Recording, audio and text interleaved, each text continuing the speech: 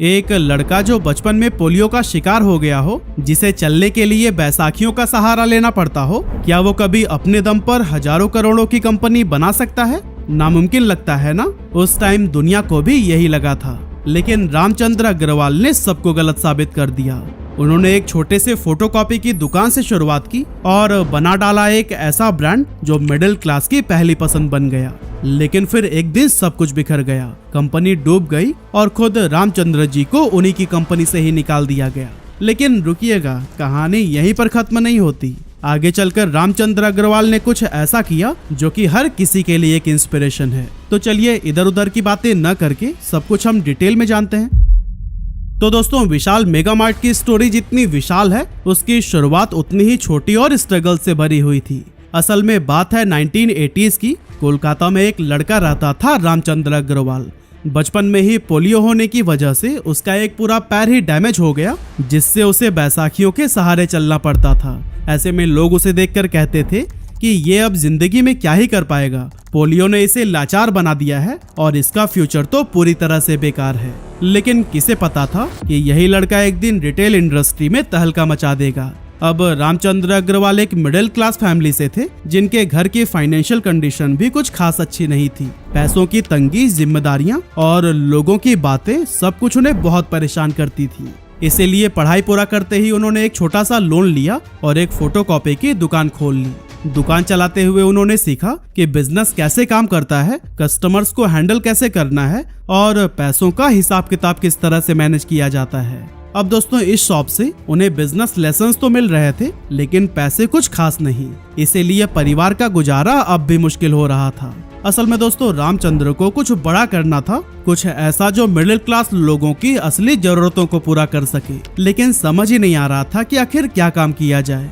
इसी दौरान उन्होंने देखा कि लोग ब्रांडेड कपड़े खरीदना तो चाहते हैं, लेकिन दुकानों में रेट्स इतने ज्यादा होते हैं कि ज्यादातर लोग इसे अफोर्ड ही नहीं कर पाते हैं। बस यहीं से आइडिया आया और उन्होंने तय कर लिया कि वो अफोर्डेबल रेडीमेड गारमेंट्स बेचेंगे। और फिर करीब 1 साल तक प्लानिंग करने के बाद उन्होंने अपनी फोटोकॉपी की दुकान बंद कर दी और फिर से पैसे उधार लेकर 1986 में कोलकाता के लाल बाजार में कपड़े की एक छोटी सी दुकान खोली, जिसका नाम रखा गया विशाल गारमेंट्स।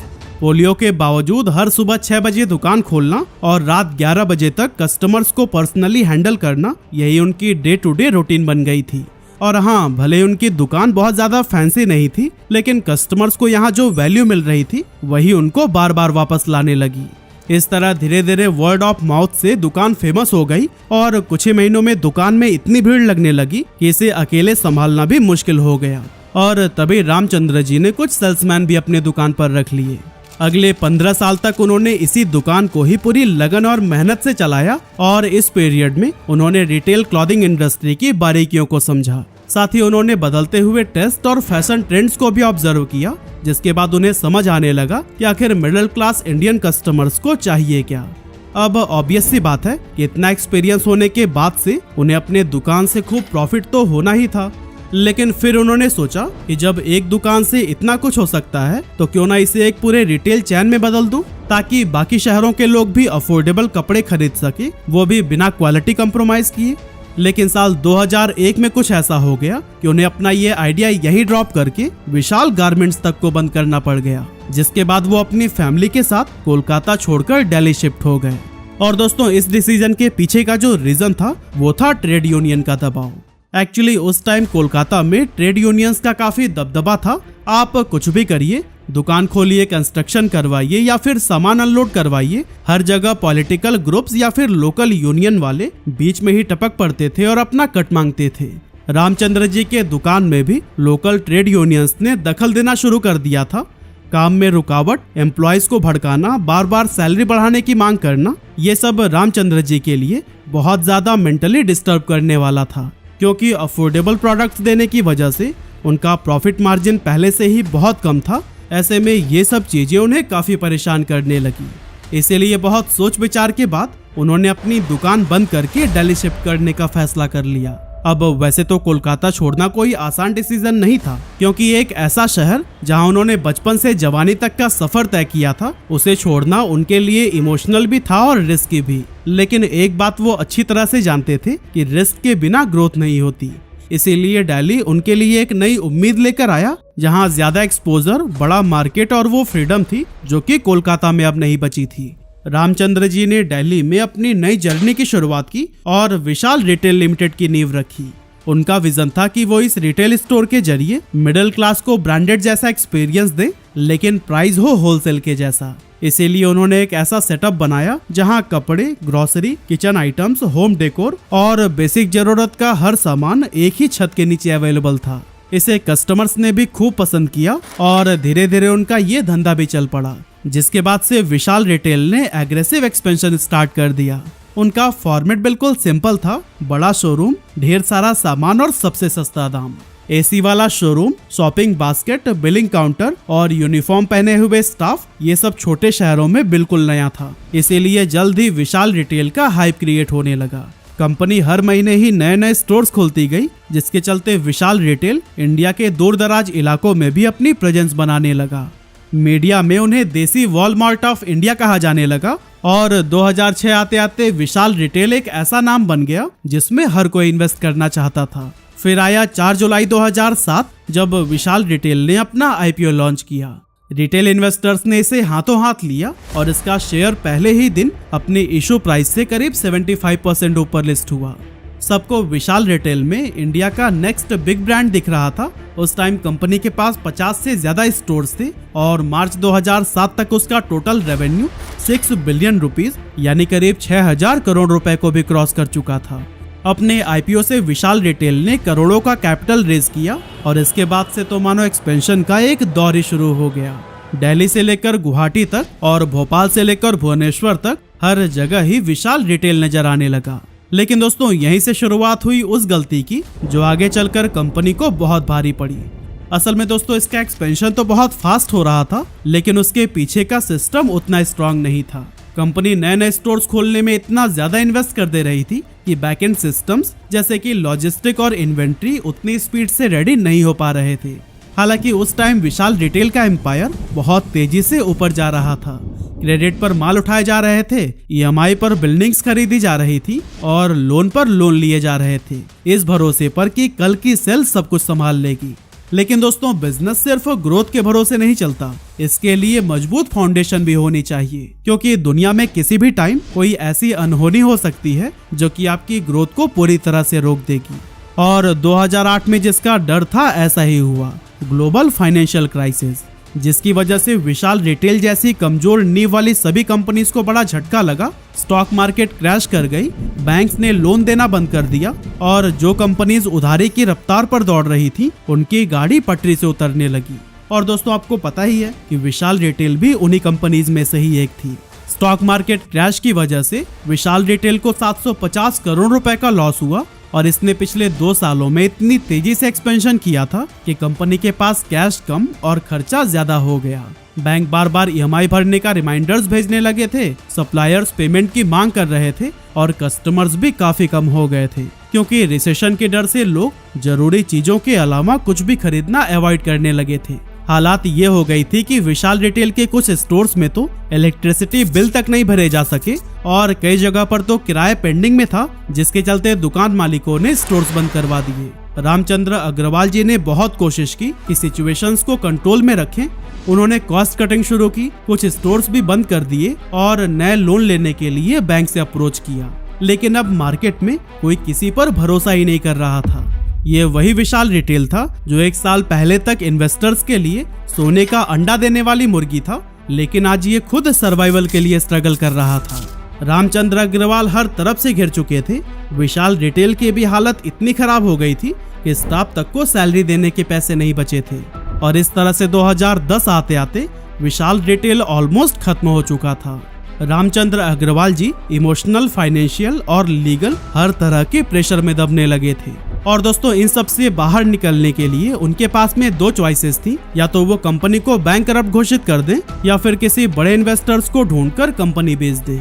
आखिरकार उन्होंने दूसरा ऑप्शन चुना और एक ऐसे इन्वेस्टर की तलाश करनी शुरू कर दी जो कि विशाल रिटेल को खरीद सके। तब इस स्टोरी में एंट्री हुई 2 बड़े नामों की, टीपीजी कैपिटल और श्रीराम ग्रुप की। टीपीजी एक अमेरिकन प्राइवेट इक्विटी फर्म थी और Shri Ram group south India का एक बड़ा बिजनेस हाउस जो कि एनबीएफसीज और ट्रांसपोर्ट फाइनेंस के लिए जाना जाता है। इन दोनों ने मिलकर विशाल रिटेल के एसेट्स को खरीदने का फैसला किया, जिसके बाद रामचंद्र जी ने कभी 11,000 करोड़ रुपए की वैल्यू वाली अपनी इस कंपनी को 2011 के टाइम सिर्फ 70 करोड़ रुपए में बेच दिया। ये सब रामचंद्र अग्रवाल जी के लिए दिल तोड़ देने वाला था, लेकिन फिर भी वो खुश थे कि कम से कम सालों की मेहनत से खड़ी की गई ये कंपनी बैंकरप्सी से तो बच गई और अब वो नई स्ट्रेटेजीज के दम पर वापस से इसको प्रॉफिटेबल बना सकते हैं। एक्चुअली शुरुआत में कंपनी को खरीदने के बाद टीपीजी और श्री राम ग्रुप ने ट्रांजिशन फेज के लिए राम जी को गाइडेंस और कंसल्टेशन के लिए रखा था, क्योंकि वो ब्रांड के मेन फेस थे और सिस्टम को अच्छी तरह से समझते थे। लेकिन जैसे ही नए मैनेजमेंट को कंट्रोल मिल गया, उन्होंने साफ कह दिया कि अब स्ट्रैटेजी, डिसीजन मेकिंग और ऑपरेशन सभी हमारे कंट्रोल में ही होंगे और इस तरह राम जी को बाहर का रास्ता दिखा दिया गया। इसके बाद विशाल रिटेल का नाम बदलकर कर दिया गया विशाल मेगा मार्ट प्राइवेट लिमिटेड। और दोस्तों, सिर्फ नाम ही नहीं बल्कि इस बार कंपनी एकदम अलग सोच के साथ में ऑपरेट करने वाली थी। रामचंद्र जी का विशाल रिटेल एग्रेसिव एक्सपेंशन पर चल रहा था, लेकिन इस नए विशाल मेगा मार्ट ने स्लो और स्टेडी ग्रोथ को चुना। इसीलिए मैनेजमेंट ने सबसे पहले कॉस्ट कटिंग करना शुरू किया। बड़ी बड़ी सिटीज के स्टोर्स बंद कर दिए गए, ऐसे मॉल छोड़ दिए गए जहां रेंट ज्यादा थे, साथ ही स्टाफ को भी काफी कम कर दिया गया था। फोकस सिर्फ एक चीज पर था, वैल्यू फॉर मनी, और टारगेटेड ऑडियंस भी वही थी, छोटे शहरों का मिडिल क्लास कस्टमर। कंपनी ने अपनी सप्लाई चेन को भी आसान बनाने की कोशिश की, क्योंकि पहले जो सामान दिल्ली से पूरे देश में भेजा जाता था, अब उसे रीजनल वेयर हाउसेज में डिस्ट्रीब्यूट किया जाने लगा, जिससे कि लॉजिस्टिक कॉस्ट बहुत कम हो गया। कंपनी ने अपने प्रोडक्ट पोर्टफोलियो को भी काफी टाइट कर लिया, क्योंकि अब विशाल मेगा मार्ट में सिर्फ वही चीजें ही बिक रही थी जो कि हाई डिमांड पर हों, जैसे कि कपड़े, अंडरगारमेंट्स, बेडशीट्स, किचन आइटम्स और बेसिक ग्रोसरीज। और दोस्तों, अपने इस स्मार्ट स्ट्रैटेजी से विशाल मेगा मार्ट धीरे धीरे कस्टमर्स का ट्रस्ट वापस जीतने लगा। और फिर इसी पॉजिटिव ग्रोथ को ही देखते हुए साल 2018 में विशाल मेगा मार्ट को केदारा कैपिटल और पार्टनर्स ग्रुप ने $350 मिलियन यानी करीब 5,000 करोड़ रुपए में एक्वायर कर लिया। विशाल मेगा मार्ट के नए इन्वेस्टर्स ने टेक्नोलॉजी में इन्वेस्ट किया, लो कॉस्ट स्टोर्स पर फोकस किया, फैंसी मॉल्स की बजाय ऐसे स्टोर्स बनाए गए जहां भले ही एसी ना हो, लेकिन चीजें सस्ती और लोगों की जरूरत वाली मिलती हो। स्टोर्स में घुसते ही कस्टमर्स की नजर 99 की टी शर्ट, 129 की लेगिंग्स, 199 के टॉवेल्स और 399 के कुर्ता सेट पर जाती थी, जिससे कोई भी स्टोर से खाली हाथ वापस नहीं लौटता था। इसी दौरान विशाल मेगा मार्ट ने एक ऐसा दांव भी खेला जिसने पूरे गेम को ही बदल दिया। उन्होंने तय किया कि अब वो सिर्फ दूसरों के ही प्रोडक्ट्स नहीं बेचेंगे, बल्कि अपने खुद के भी बनाएंगे। और यहीं से शुरुआत हुई उनके प्राइवेट लेबल्स की। इनर वियर कैटेगरी में आया विशाल एसेंशियल्स, वुमेन वियर में वी फिट और किचन आइटम्स में होम नीड्स। ये सब विशाल के खुद के बनाए हुए प्रोडक्ट्स थे।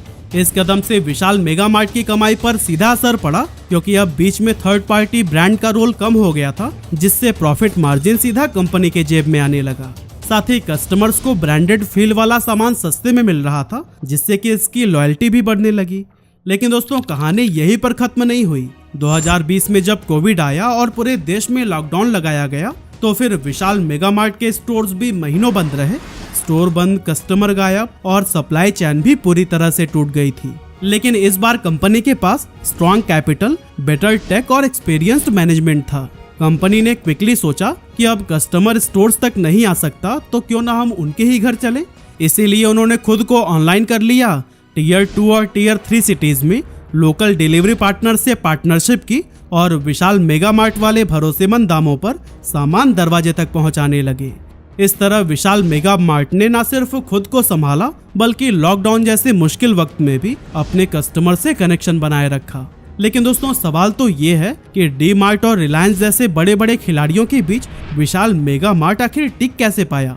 असल में विशाल ने कभी भी इन जायंट से सीधे टक्कर ही नहीं लिया। उसने उन्हीं शहरों यानी टियर 2 एंड 3 सिटीज में अपना एक्सपेंशन किया जहां डी मार्ट और रिलायंस जैसे बड़े जायंट्स नहीं होते थे। इसके अलावा रिलायंस और डी मार्ट इलेक्ट्रॉनिक्स और ग्रोसरी जैसे आइटम पर ज्यादा फोकस करते थे, वहीं विशाल मेगा मार्ट ने फैशन और लाइफस्टाइल में इन्वेस्ट कर रखा था। हालांकि इनके पास ग्रोसरीज भी मिल जाएंगी, लेकिन बस इतनी कि कोई बेसिक जरूरत के लिए दुकान से खाली हाथ ना लौटे। और दोस्तों इन्हीं सभी स्ट्रेटेजीज का ही असर था कि जब 2024 के एंड में विशाल मेगा मार्ट ने अपना IPO लॉन्च किया था, तब यह 27 से 28x तक ओवर सब्सक्राइब्ड हुई थी और इन्वेस्टर्स ने भी इससे खूब पैसा कमाया। आज की अगर बात करें तो 300 से भी ज्यादा शहरों में विशाल मेगा मार्ट के 600 से ज्यादा स्टोर्स हैं और इसका वैल्यूएशन भी 5000 करोड़ रुपए को पार कर चुका है। पर दोस्तों सवाल ये है कि विशाल मेगा मार्ट के जो फाउंडर थे रामचंद्र जी अग्रवाल, उनका क्या हुआ? आपको बता दें, रामचंद्र जी एक बहुत ही सक्सेसफुल बिजनेस रन कर रहे हैं जिसका नाम है V2 रिटेल लिमिटेड।